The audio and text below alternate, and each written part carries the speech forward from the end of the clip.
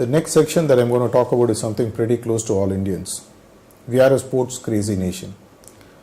Whether we lose in our real life or not, the heroes that we see on the field who keep winning for us in some way or another are the people who fire our imagination, fuel our aspirations, and in some sense give us hope. After all, if we didn't have hope, life wouldn't be there, right? My priorities to the PM to be is just twofold. After all, the sports people, and personally I work with quite a few of them, where I do sessions like what I call as pillars of mental mastery in shaping their mental state to perform better, and let them work on what we call as an ideal performance state or IPS. There are two things that I would put forward for the PM to consider. One, by 2020 Olympics, India should gear itself up to get at least 50 Olympic medals.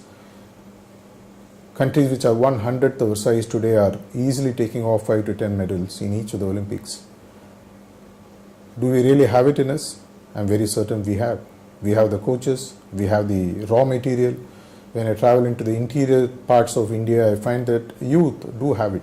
They just don't know how to do it. We need to have focus, and what you focus expands.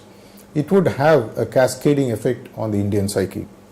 The second point that I would present to the PM is India must aim to win at least 5 World Cups in 5 different team events, whether it be cricket or hockey or what you want to call. We must do that, and this is something that would automatically have a ripple effect on several other areas.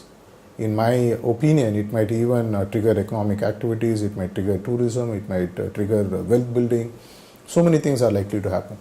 The next one that I intend talking about as the point, the continuation of the same point, is that in 5 individual events, after all, we have a 5-time world champion in Anand who is part of India. We have several snooker and billiards champions. We had badminton champions, Prakash Padukone, at least partly my namesake. There have been instances where people have made it. It's a question of sustained effort from the Indian government. Both these, in my opinion, are low-hanging fruits. If India works towards these 2 priorities on sports, I'm very sure that we'll have a lot to cheer about, and one day one of our child would be there, and we would be happy to say that the seed was sown through a thought process laid in the March month of the year 2014.